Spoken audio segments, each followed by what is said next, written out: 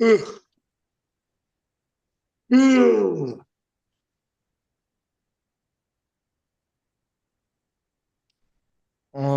righty, everybody. We are back to first official, maybe released episode of Tell Me I'm the Greatest podcast. And finally, we are here with RVJ himself and, and Tyson Bagent's dad. Yeah, what's up? What's going on, y'all? Okay. So, Fine. Fucking Artem does his job and gets some fast on here. what's Who going on? better to start with than somebody who's going to tell you the fucking truth on whatever it is you want to spit it about? Ooh. I tell you, Artem, I don't know if I like the backdrop, bro. I think I'm out. Hey, I removed it. I removed it, dog. We're good. We're good. I'm not sure if I'm happy with your internet connection today. Because I don't know. Something going on. Did you pay your phone bill? It could be mine. Hold on for a second. It could be mine. Let me see if can I be messing this whole thing up right now? You can go back and go whatever. Yeah, sure. Yeah. Go crazy. All right, yeah, let me go. Let me fix it. Because I didn't. If I should have. So, Rob, how's your night since last night live stream? Yeah, it was good. I was just chilling in bed. I put my little one to sleep and I kind of hang out with her. So once she dozed off, I was just kind of watching and I got in the comment section. So it wasn't anything crazy. It was hard for me to go to sleep. My sleeping schedule's a little fucked up. I should probably go to bed earlier. Yeah, me and Paul were just talking about it too. I think Paul Lynn is also like not sleeping and shit, having anxiety here and there. I'm like, yeah, man. Yeah, I'll tell you what, when I work out, when I get back to the gym on a hormonal and chemical level, it really, when they say doctors prescribe exercise as stuff for mental health, I'm going to tell you what, I am the textbook motherfucker that is a totally different animal when I actually am in the gym and working out, and I am not. Okay. On every level. Sleep, the way I parent, the way I cook, the way I fucking drive, it's all different if I'm working out or I'm not. Like my chemicals are way out of whack if I'm not. I get depressive, and the more depressive I get, the more in a spiral I get, and I can't sleep, and I'm up wandering the house at 3 o'clock in the morning like a weirdo. Man, if I work out hard and I push it hard, I close my eyes, I'm gone in 2 seconds. I got you. Yeah, so that's kind of that gives you all the energy to do all the stuff. Yeah, for sure, for sure. And I feel it as everybody with kids, like you kind of want to even set an example too, to where like, oh shit, I can't be this schmuck. I want to be energized, dead and shit. Yeah, I mean that's a part of it too for me getting back to it. I was always ahead of the curve with other fathers my age. They used to do this thing at my camp, like for like a medal, like an Olympics. It was like the Olympiad. It would be like parent-child Olympiad. Okay. And I used to fucking smoke these dudes. These dudes would come out with kids my daughter's age, and they'd have like long jump and 50-yard dash and shot put, and I would fucking trash these dudes every year. And then one year came and like I feel like I twisted my knee and my ankle started hurting a little bit, and I kind of started avoiding it because it like my knee hurt and my ankle hurt, and I was like, really, did I go from being at like the top of the echelon to becoming a schmuck? So I'm like, nah, man, I'm not doing that anymore. I'm gonna kind of get back to what was. All right. Yeah. Okay. And so, well, have you been there ever since, or like that was it for you? Like you're done with the What in the Olympiad? Yeah. Yeah, you know what? They took out the fucking shot put event, which is what I really crushed everybody in. Okay. And then like I was a high school sprinter and a high hurdler, a high jumper, a high hurdler. Okay. So I was faster than everybody, but they also take in your kids' times and average them out and stuff.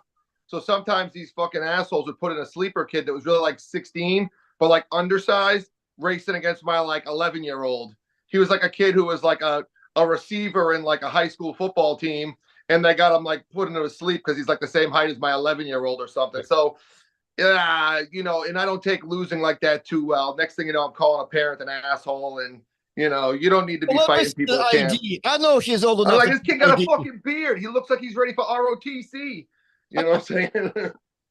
Yeah, that's always like with kids gathering to where like if it's something we do the competition, there's always some scammy dude that brings out his cousin that's like not grown enough, may have a little beard, but maybe borderline. I mean, it's always a kid that's like, man, you fucking 24, man. You're not 14. Yeah, you see him at the bar an hour later, like at the end of the day, banging down shots at tequila. It's like, wait a minute, motherfucker, wearing his "I Want It" shirt. You know what I mean? I don't know.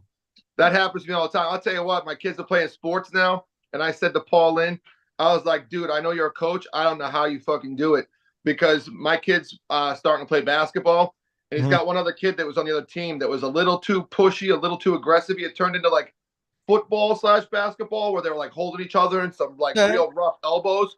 And I was like from the stands, I'm like, tell that little fucker to stop, but like almost like one of those like wanted to be bench clearing situations. So I Right. don't know how people keep their composure because I don't like that shit. And I don't like other people's kids. I already have a predisposition to telling people like I don't like your kid. I don't think they're cute. Keep them in check and discipline them. I'll do the same to mine. If my kid acted that way, I'd slap him upside his head. But please keep your asshole in check. And no, I don't think it's funny. I'm the same. I have no kids, but I generally hate other people's kids anyway, so I'm kind of on the same page. Yeah. Yeah, like when you go out to dinner and you're trying to have a nice dinner with your girl or something, and somebody lets their kid run wild and like peek over the booth or come to your table. It's like grab your rugrat, man. I don't want to deal with your bullshit. Exactly. That was your mistake. It's not mine. Yeah, well, see, like I feel like sometimes in normal gatherings, all right. Another day we were like at the super bougie like club place because I guess went there for the night, but you out there with people that members of so club and shit, and so you see the kids grow up in that luxury and stuff. Oh my god, there's like a 6-year-old full blown crying. There's two teenagers on their phones, don't give a fuck about the parents, about the crying one, and I'm like, somebody needs to get the control of this $1,000 a night place. Jesus Christ. Yeah. Yeah. I mean, So, I feel bad because I roll into a restaurant with 5 kids and, some of them are little. And I roll in deep, and you'll see these people that look like they're on this date, like celebrating an anniversary or something. And they'll be holding hands and looking to each other's eyes and reminiscing. Maybe the guy's trying to get laid. It's a first date. Who the fuck knows? And they'll sit us right next to them.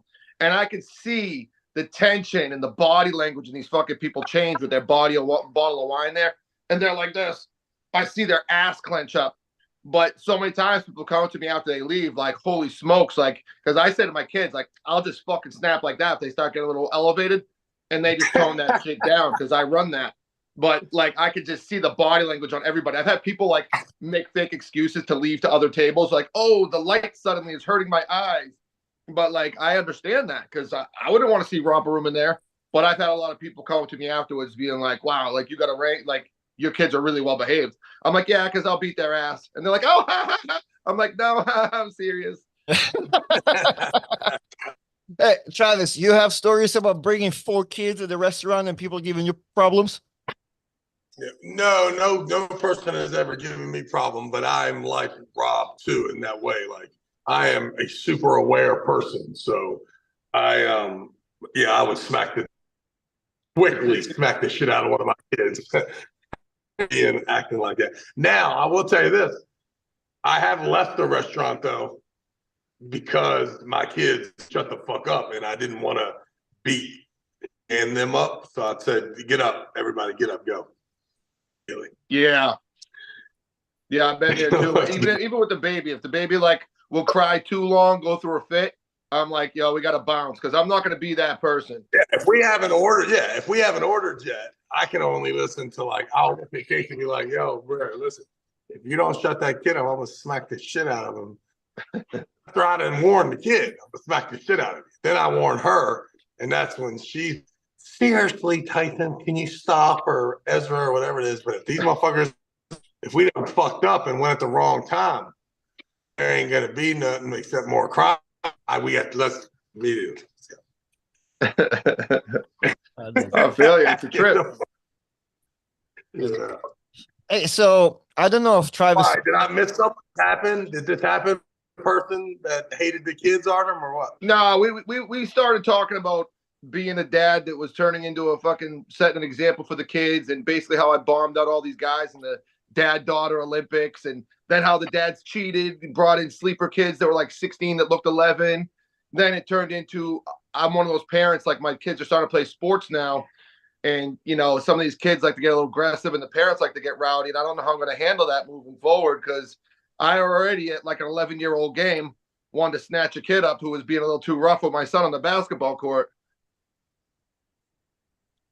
And then we got into I don't like other people's kids. Yeah. There's just kind of That's in a nutshell. Well, I would tell you to calm down, but you all read the papers, so you know that I'm hard when it comes to youth athletics. If somebody dies, they fucking die. Let's go. That's it. We're not gonna go into What do details. we got here? John Berzink and Crosby. Did you see that, Artem? Yeah, that fire. So what the Engen said, I guess Krasi beat him 10 years ago, right? In the super match. In like Krasi's peak and John's after surgery. So that's why I got one word for that whole match. Go ahead. Boring. Don't want to watch it. Who you got? You got John winning easy, or what you saying? Yeah, I don't know. John gets no credit for it, and if he loses, then why is he even on the card? Yeah, it's one of those things. John should be pulling Daniel. Daniel Prokopchik? Yeah. Travis on that freaky match. Stuff. Yeah, I don't think. Yeah, that's kind of like it's almost like a fantasy card to a little bit awesome, but I don't think Engen will ever agree to that. I don't think John would agree to that. That's a fucking scary match for a person that's 50 pounds heavier than that guy. Yeah, that's what we need to do. Only those fun things should be happening. There should be 2 title matches, and then just shit that you would never see anywhere else. That's why. Yeah, well, you know what? If you remember back in the day, you'll remember this, Travis, because I think you were part of the one who set it up. Like the OG, one of the OG challenge matches was with Mike Solaris and Craig Toulier. And that was like 20 years ago. And that was because at the time, Mike Solaris was so dominant in his class and Craig Toulier was so dominant in the class under it, people were wondering what would happen if they met. So it was a cross match of 2 super dominant guys. And then they had a match, I think it was in North Carolina or Get a Grip or something like that. And that was the cool thing, was guys were doing cross weight class, transcending weight classes, where a guy that would be a 200-pounder pulling a super heavyweight, or a 176, or like Corey Miller pulling a 200-pounder or something, because you never know how good that guy is. It's honestly the only way. Yeah, it's honestly the only way to justify champs arm wrestling each other, and it makes it also less emphasis on who wins and more just for the fans. I mean, don't get me wrong, I'm all for finding out who the best is. But after we get a good idea of that, the 4th guy arm wrestling each other all the time, it ain't as fun as the 2 twos from categories banging it. If you got a weakness, right? John Berzink's weakness right now would be his age. Gary Carteret's weakness would his technique. The fact that he allows littler guys to get in the match a little bit. So even if he crushes Ungerbayev, let's just see about 45 seconds of it, because that's more entertaining than watching Ungerbayev and Irakli again trying to pull each other to get the tie. That's all I'm saying. And matches, so 6 of them, 3 of them can be like I'm talking about. 3 of them can be the way he does it. The other 6 are for championship. Yeah, and it opens up a cool dialect of conversation that if somebody can knock out a guy that's perceived way over them in the overall world rankings, it really shifts shit up a lot and starts a lot of questions. And that's kind of... You don't have to go too far down the list, right? Go any further down than Tim Bresman and Ungerbayev and Irakli are cracking them dudes after that. So I'm not sure Ungerbayev doesn't beat Tim Bresnan tomorrow. Yeah, it's one of those questions that you really don't know until you run it. And the other part about that is it takes a lot of pressure off the athletes with weight classes and cutting and getting there early. You just kind of like, that's the beauty of this match that I took with Brandon Allen, is kind of like, all right, you're getting back at it. You want to take a match. he's way bigger, but then it's like I'm free rolling. Like I don't have to come in and worry about getting super lean or super fit. I could just arm wrestle. Yeah, he's probably gonna do in that King's move thing. All fucked up because you ain't ready for this war. Why you think I'm not ready for something like that? I mean, because who would unless you were arm wrestling every day? I never arm wrestled every day, even at what I consider to be a good spot for me. I'm doing it more like kind of what you're doing now. I'll do stuff on the table, but I'll put pressure on my arm in the right angles, and maybe I'll adapt to doing it at a higher level as I condition. But I think if I have enough strength and surplus and I get patient, I think the King's move is a Venus flytrap. That's how I've said it before. If you fall victim to trying to finish it, you will crack your own hand in your own wrist. But there are ways where you can always stay in control and force them to have to get back in the fight. That is a true statement. And I think the easiest way to fall into that fly trap would to not log a bunch of table time. Yeah, I think the table time's good, but knowing how to apply it as well. You see guys do table time and they get 2 inches from the pad and they pop a huge boner and they just want to slide it in real quick and then they just go for it. Bang, bang, bang, bang, bang, bang, bang. And then next thing you know, they crack their own wrist. Hey, hello, there I am right there. And the only reason is I'm always scared that it's going to disappear, the leverage. You bring that up to center, and it's weird because then you realize you've got them at their maxed out point where they're comfortable with you banging on them. But what happens when you stand up back to center, and now that tightness in their arm is gone, and they got to stand up with you? You know what else is important? King's move is your nonverbal communication. You not acting like it's a problem. And like you said, good posture, come up, change the angle a little bit. Sudden you look like Johnny Smooth. Yeah. Possibly lose. John Brzezinski had that photo shoot face. He could be in a death match, and he had that photo shoot face where he would look at you like he wasn't even trying, but he'd be almost redlined. It's a truth. I do it to practice all the time to people. If we all of a sudden somebody banging, I'll just make sure I have a straight face on the whole time and watch them give up. Oh yeah, and you were like 1% away from quitting. Yeah, it was half a second for me. I just want to make sure. Stand up, breathe, like look like you're on your arm. In reality, just waiting for the biceps to open 1 more inch. Yeah. It's true. Like a lot of that's composure, and even with that composure, you can actually put time into like breathing and doing shit that people forget about in a match. Sure.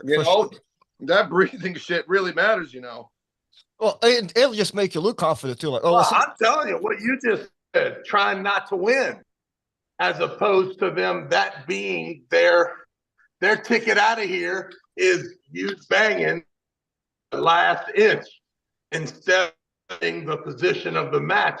Make it so there's no way. There is no angle, and only you last inch puts any pressure on your arm. Right, and then once they lose in a King's move, once they lose in a King's move, all their faculties for it have probably faded faster than your faculties holding it.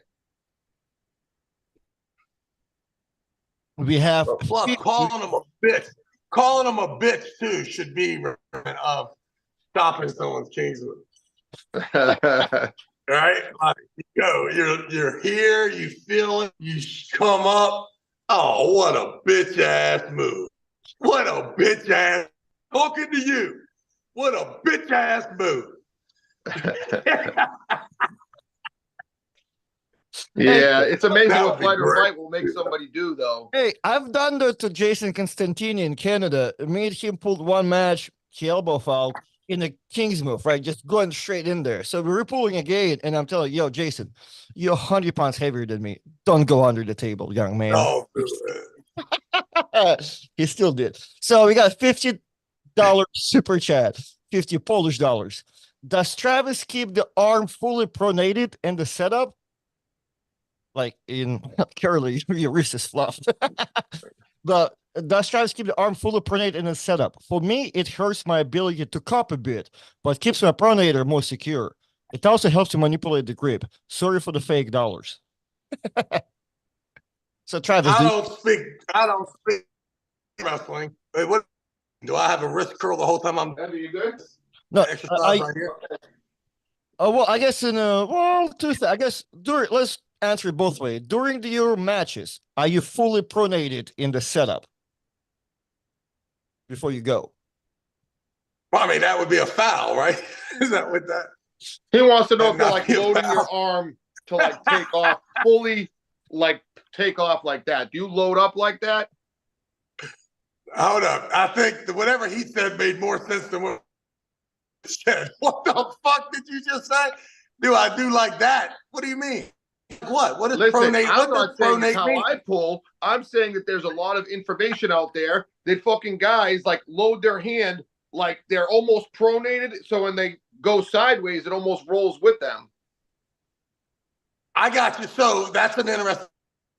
So if that's so, so when I'm setting up in the strap, I will do that, right?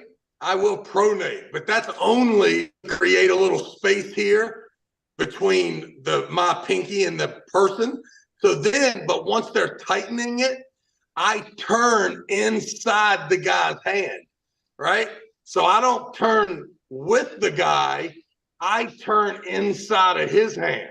Oh, you create like Does a that make false sense? pocket almost. All right, so if you put your hands together just like this in front of your face, and both of them, right? They're I see together. it. If you turn them both at the same time, you're like this. But if you turn inside as he's turning, you end up like this. If you right? So that I do use that pronation just to create that gap. One, I feel like the more. What is this move? What is supinate? This?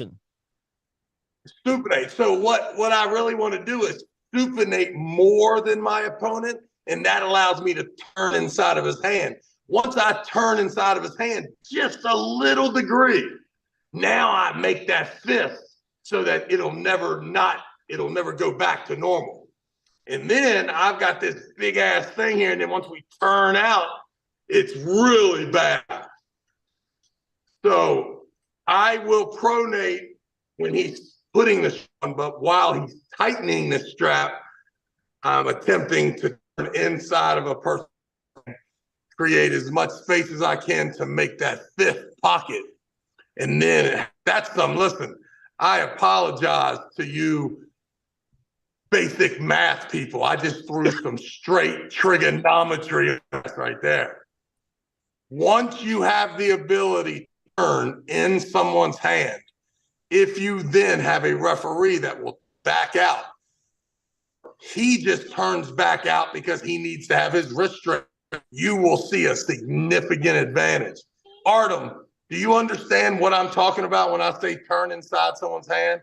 Yeah, 100%. Except like I'm not turning. I'm just making sure I'll get it after, okay? For me, the result is to make sure they don't get the wrap that they usually get. I want to make sure I'm mounted there on the fingertips rather than being inside of the hand. Yeah, that's just how I. And you can understand it, right? What you just said. So when you get a grip and a hook, and the person then regrips and turns in a hook more, right. That's them turning in your hand or trying to, right? Now, the thing is when you have to follow them. Yeah. Of course, you would never let them turn inside of your hand. So you'll turn with them, but there is a spot where you both get in there. And then if you just kind of push into their wrist with a little bit of a thing, right in and there, you can turn in and there a little bit more. So, and the truth is, you're not trying to turn in someone's hand so that you can cheat them. You're making sure that no one turns in your hand and cheats you. So ultimately, if we both are cheating at our peak, it will still be 50-50. But what you don't want to be is on the back end of that, right? Where the guy did it to you. So I don't think that everyone should cheat, but everyone should recognize cheating. so that then you can then at least even the playing field. Right, So right.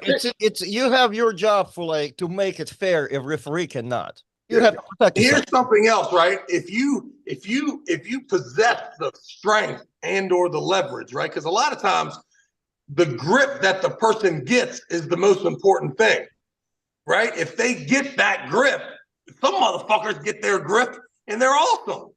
Most of the time, are you willing to get your grip if he has his grip? Or do you need to sacrifice your grip to make goddamn sure he doesn't get his? That's where I find myself most of the time when I'm pulling at the top of the top, is that as long as that guy's not comfortable, I'm willing to not be comfortable as well. It's just, God forbid, the motherfucker's, in there and ready to roll. So that's all those things need to be thought about when you're in an arm wrestling match. What I know is that if I have the ability for that guy to get a grip and I still can rotate, then I want to get a lot of my hand in there so that there's a lot to rotate out. If I get too much in there and I can't get my wrist straight again, all of a sudden, I don't want to be in that much. I want to stay pronated, I guess is the word, as much as I can to stay away from the guy. So it has less to do with how I feel and more to do with how he makes me feel so that I have to make these adjustments. And ultimately, the worst case scenario for me is that I want no grip so he has no grip. And now let's fire from there. And maybe in that blink of a start, I can gain an advantage that is because if everything stays equal, I do not feel fucking good. That's some interesting points. That's interesting. Love it.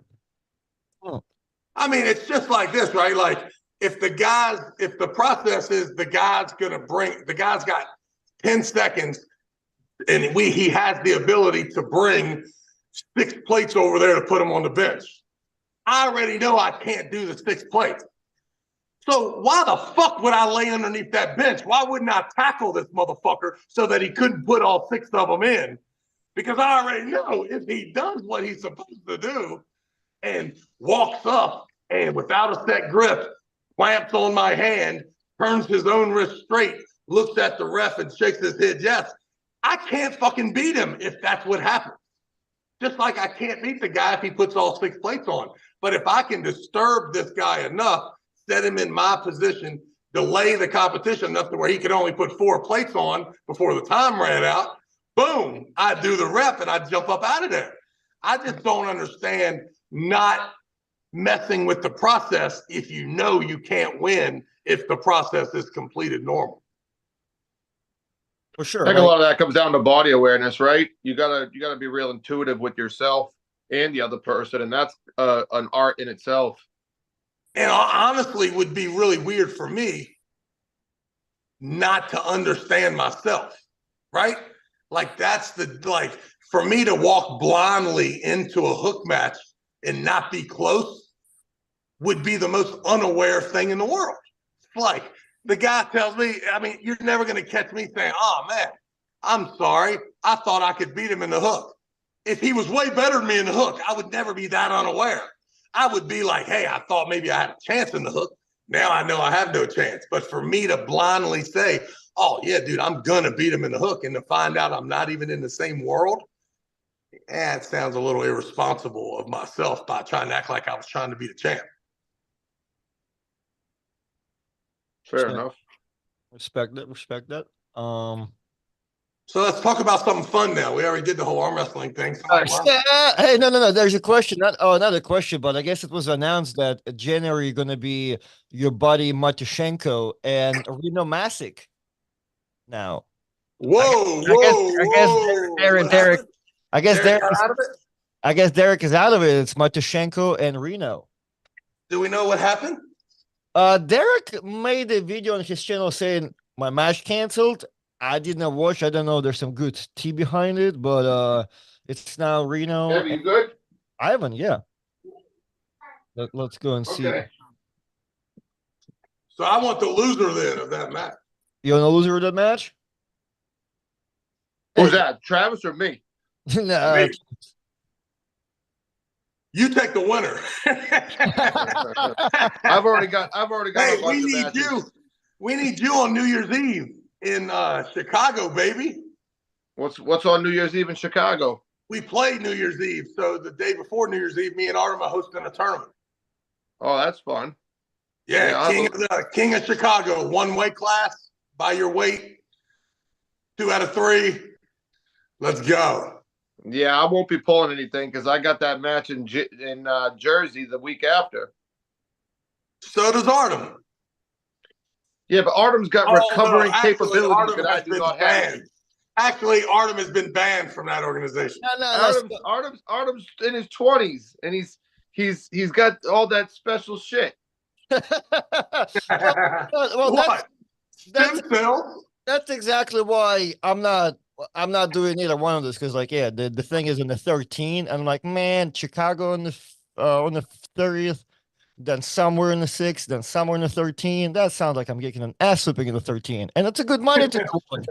If I was getting paid like a real fee, then sure, but since it's who wins the match, I have to. Yeah, but you see what? There's a little matrix here about taking these money matches. So you want to stack them up. So what happens is you start stacking up these money matches and you start building a little bit of a brand that people want to pay you. And so you want to stack more of them on. But then when you start getting your ass beat, nobody cares about a loser. They start not wanting the guy who loses, and you lose your market value. So you're better off taking one match a month, one every other month, and keeping your value high. Look at Schoolboy's a sensation for YouTube. But he's getting his market value high because he's kind of an enigma. Schoolboy. That's my next opponent. Yo, they're setting me up with him if they can get it cracking. Oh, man, I got Schoolboy, man. Don't even trust. Well, you take him. Well, hold on. I got Schoolboy and Larry Will. Are they trying? Get the fuck out of here. I'm fucking them two up. Hey, are they trying to have you and Schoolboy at Arm Gods, Rob, or no? Well, okay, so a few people have reached out about it. There's one organization, I won't say much about it because they don't. I agreed to it but if they can't pull it together, I said, I won't say anything. Keep it at that. Then, of course, King of the Table reached out about it, possibly. I know who you're talking about. King of the Table reached out about it.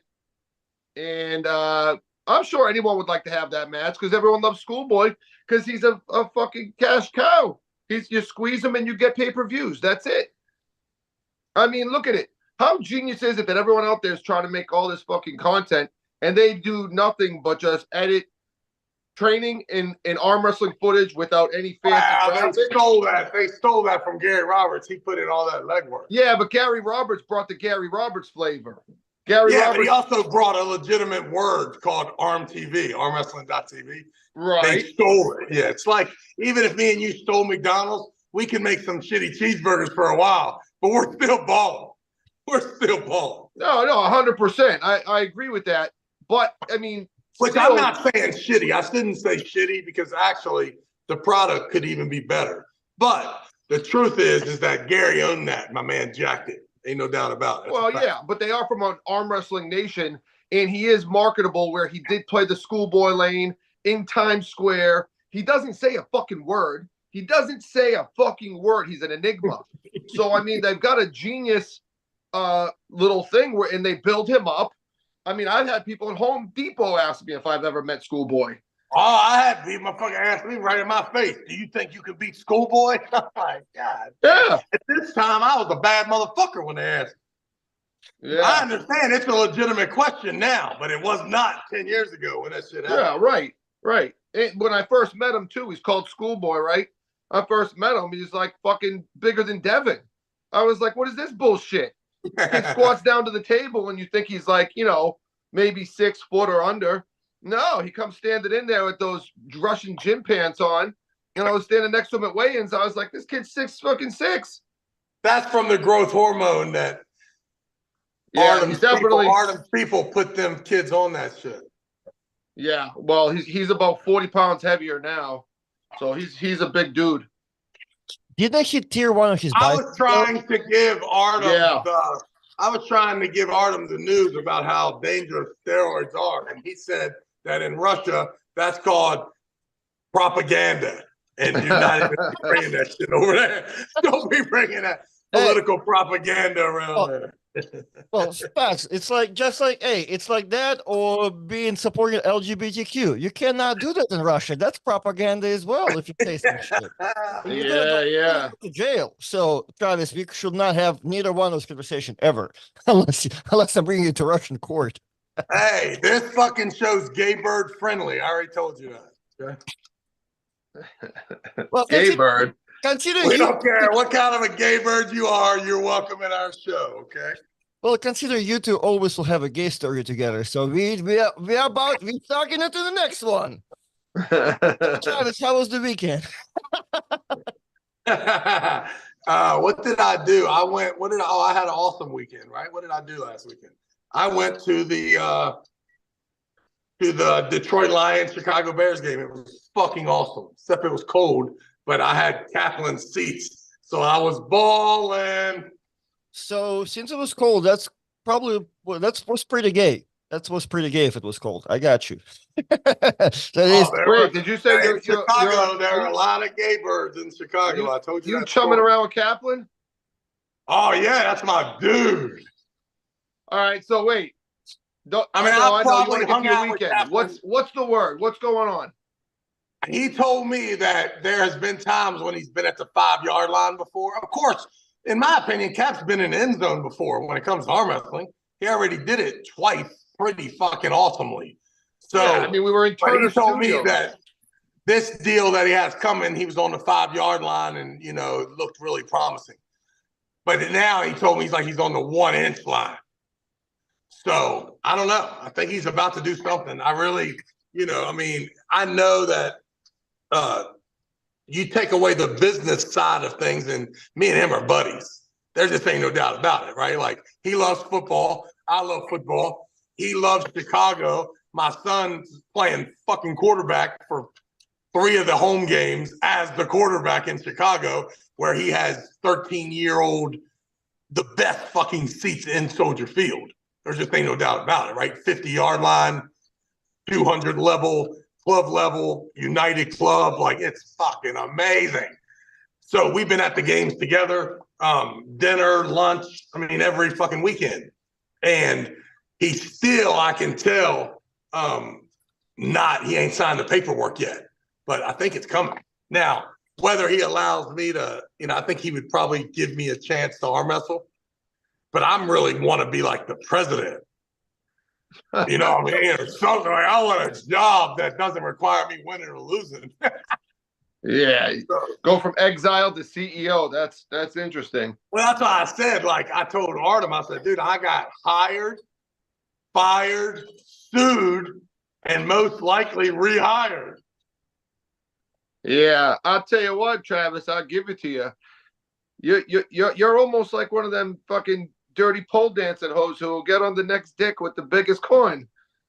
Or how about not even that, right? How about I'm the pole dancer who leaves and goes to the place next door to be their feature, and then everybody says good riddance, and then the owner's like, we got rid of the fucking diva, she'll never be back. A month later, come back to the club, get the best hours, because I'm the motherfucker that fills up the private room.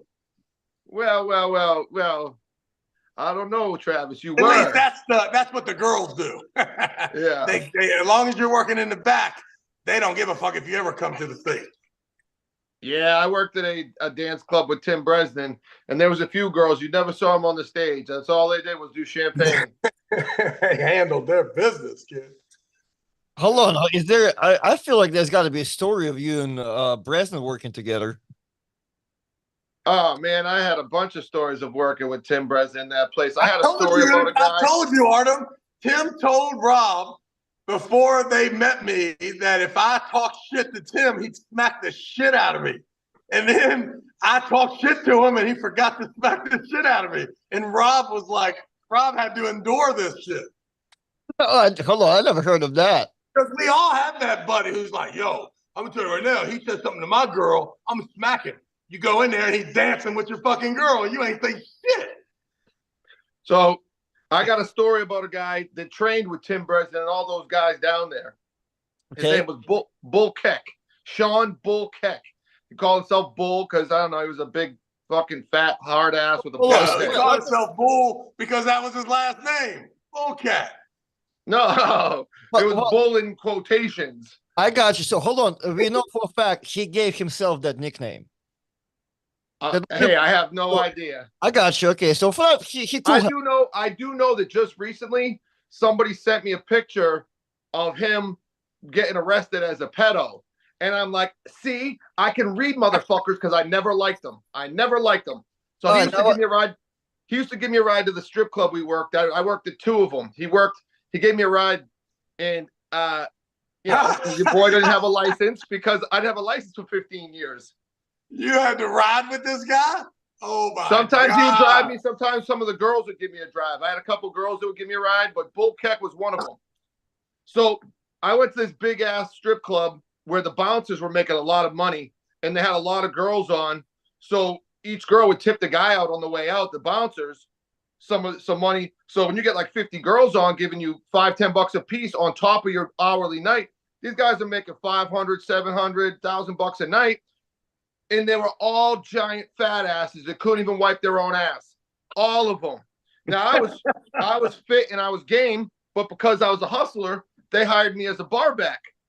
So I was the guy that was chasing ice down, super busy bar. I'm chasing ice down, cutting lemons, stocking But fucking you can make fruit. even more money though, right? Bar back. No, the girls would tip me good, but it was only the bartenders. But I'm walking out with like 125 a night. But I had nothing going on. I was single and bored, so I just worked a shit ton of shifts. But I was salty watching these guys play on their phones in their suits and no action ever sparked off. And they were getting like all this money. So this guy, Sean Keck, was an arm wrestler. He would sit at the door playing on his Blackberry and his ear fucking piece in with his suit, talking about how big he was and putting girls on his lap and spanking their bum. I'm running around sweating my balls off, salty as shit that I can't get a job as a fucking bouncer.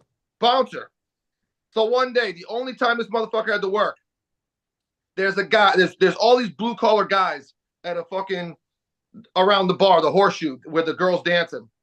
And there's this one that sticks out that looks like the dude from the fucking Green Mile. Don't ask me for help, motherfucker.